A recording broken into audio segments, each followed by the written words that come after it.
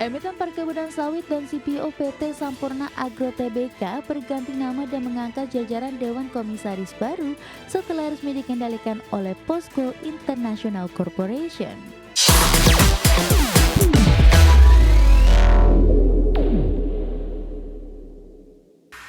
Kembali bersama kami pemirsa, PT Sampurna Agro Tbk berganti nama dan mengangkat jajaran Dewan Komisaris baru setelah resmi dikendalikan oleh POSCO International Corporation. Ya, dalam RUPSLB, perseroan mengubah nama menjadi PT Prime Agri Resources Tbk serta mengangkat Byung Sun Kong sebagai komisaris utama.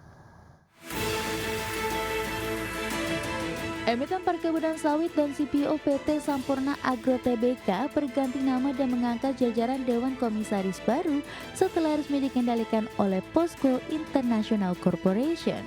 Dalam rapat umum pemegang saham luar biasa, nama perseroan diubah dari semula PT Sampurna Agro Tbk menjadi PT Prime Agri Resources Tbk. Perseroan juga telah menyiapkan alternatif nama perusahaan apabila nama tersebut tidak disetujui oleh Kementerian Hukum dan atau instansi terkait lainnya. Alternatif tersebut yakni PT Prime Agri Resources Tbk atau PT Premier Agri Resources Tbk. RUPSLB juga menyetujui dan menerima permohonan pengunduran diri Eka Darmayanto Kasih dari jabatannya sebagai komisaris utama. Adapun Raden Bagus Permana Agung Drajatun dan Saud Usman Nasution tetap menjadi komisaris independen perseroan. Perombakan itu dilakukan setelah perusahaan konglomerasi asal Korea Selatan POSCO resmi menjadi pemegang saham pengendali perseroan. Sebelumnya pada 23 November 2025, POSCO International Corporation melalui anak perusahaannya AGPA Pte Ltd resmi membeli 65,72% saham PT Sampurna Agro Tbk yang dimiliki grup Sampurna melalui Twinwell Family Holding Limited. Untuk menebus 1,19 miliar saham SGRO, POSCO merogoh kocek sebesar 9,44 triliun rupiah dengan harga per saham SGRO pada transaksi itu Rp7.903. Berbagai sumber, IDEX. Ya, di tengah tekanan makroekonomi yang masih membayangi sektor properti, PT Summarecon Agung Tbk atau SMRA menilai perpanjangan insentif pajak pertama nilai ditanggung oleh pemerintah atau PPNDTP akan menjadi katalis positif bagi penjualan properti pada tahun 2026.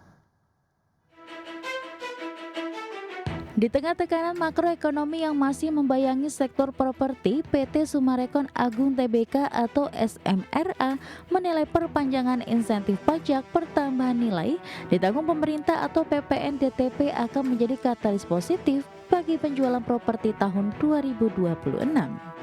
Kebijakan ini dinilai mampu menjaga minat beli masyarakat di tengah berbagai tantangan ekonomi yang masih berlangsung. Direktur Summarecon Agung Lydia Tuwo menyebut perseroan optimis terhadap prospek sektor properti ke depan, terutama dengan dukungan pemerintah yang melanjutkan insentif PPNDTP. Menurutnya kebijakan tersebut masih menjadi faktor penting dalam menopang kinerja penjualan properti di tengah daya beli masyarakat yang belum sepenuhnya pulih. Meski optimistis, Summarecon Agung tetap mengakui adanya sejumlah tantangan mulai dari lemahnya daya beli, kenaikan biaya material, hingga potensi kenaikan suku bunga KPR serta faktor regulasi. Hingga September 2025, laba dan pendapatan SMRA masih mengalami penurunan, namun ke depan perseroan berharap perpanjangan PPNDTP dapat mendorong pemulihan penjualan dan kinerja perusahaan pada 2026. Berbagai sumber, IDEX Channel. PT Satria Mega Kencana Tbk membuka peluang ekspansi ke bisnis restoran dan gaya hidup di Bali melalui rencana investasi pada PT Dwi Mukti Graha Kencana atau DGK yang tercatat sebagai pengelola usaha restoran, kafe, dan bar. Ya, berdasarkan keterbukaan informasi pada 13 Januari 2026, Perseroan dan PT DGK telah menandatangani nota kesepahaman terkait rencana penyertaan modal perseroan ke DGK. Dalam struktur transaksi yang direncanakan, DGK merupakan pihak terafiliasi perseroan.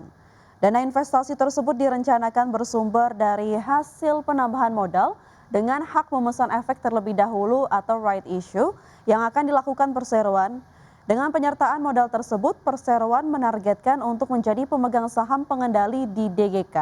Lebih lanjut, Direktur Utama PT Satria Mega Kencana Tbk, Floreta Tane menjelaskan bahwa penandatanganan nota kesepahaman tersebut masih berada pada tahap awal dan berfungsi sebagai kerangka kerja atas rencana transaksi. Kembali di Market Buzz pemirsa, panen raya pada tahun ini diperkirakan terjadi lebih awal dibanding biasanya, yakni mulai bulan Februari 2026. Ya, Menteri Koordinator Bidang Pangan Zulkifli Hasan akan menaikkan stok cadangan beras pemerintah menjadi 4 juta ton per tahun. Menko Pangan Zulkifli Hasan menyatakan panen raya pada tahun ini merupakan ataupun diperkirakan akan terjadi pada bulan Februari 2026. Hasil panen raya mulai Februari hingga April 2026 pun diprediksi akan mengalami kenaikan hingga 10% dibandingkan dengan hasil panen di periode yang sama tahun lalu. Oleh sebab itu, Zulhas menegaskan untuk tahun ini akan menaikkan stok cadangan beras pemerintah menjadi 4 juta ton per tahun. Nantinya cadangan beras pemerintah sebesar 4 juta ton tersebut akan ditargetkan setiap tahunnya hingga tahun 2029. Zulhas meminta Perum Bulog untuk membangun kembali gudang sebanyak 100 gudang. Pasalnya dari total 1.500 gudang Bulog yang saat ini tersedia, diyakini tidak akan dapat menampung hasil panen raya yang meningkat 10%. Tahun ini lebih cepat lagi panen rayanya. Kalau dulu Maret, ini Februari udah panen raya. Februari, Maret, April terus panen raya, dan diperkirakan produksinya lebih tinggi daripada tahun 2026, sekitar 5-10% lebih tinggi lagi. Oleh karena itu stok kita naikin jadi 4 juta. Sementara itu, pemerintah memastikan telah menyiapkan plafon kredit usaha rakyat sektor pertanian sebesar 300 triliun per tahun 2026 demi menjaga target swasembada pangan tahun ini. Ya, kebijakan tersebut akan memperkuat pembiayaan petani sehingga dapat mendorong peningkatan produksi pangan pada tahun ini.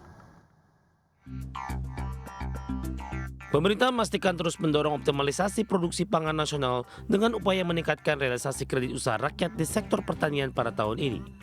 Pemerintah bahkan telah menyiapkan plafon kredit usaha rakyat sektor pertanian sebesar 300 triliun di 2026. Kebijakan tersebut ditujukan untuk memperkuat pembiayaan, mendorong peningkatan produksi, serta menjaga ketahanan pangan nasional secara berkelanjutan.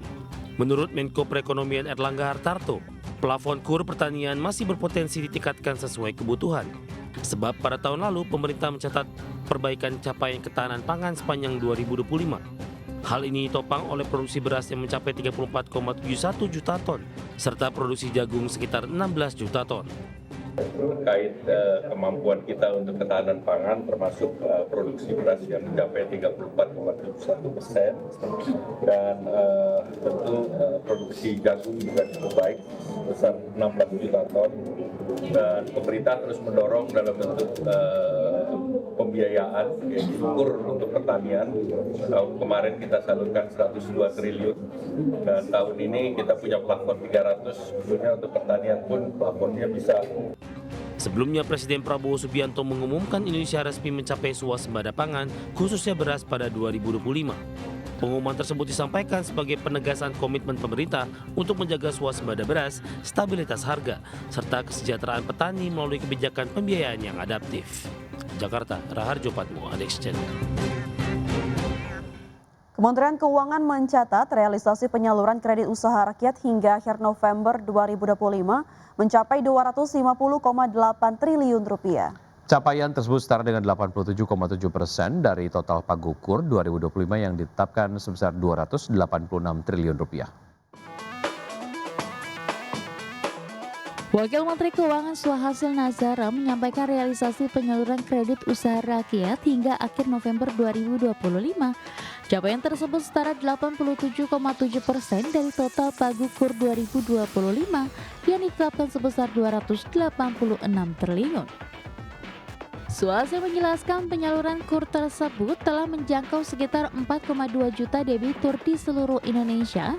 Programnya tetap memberikan kemudahan pembiayaan bagi pelaku UMKM melalui skema bunga rendah. Hingga akhir November 2025, realisasi subsidi bunga KUR yang telah dibayarkan melalui APBN mencapai 26 triliun rupiah. Realisasi penyaluran KUR sudah mencapai 250,8 triliun rupiah. Ini kreditnya, total kreditnya. 87,7% dari pagu. Pagunya 286 triliun.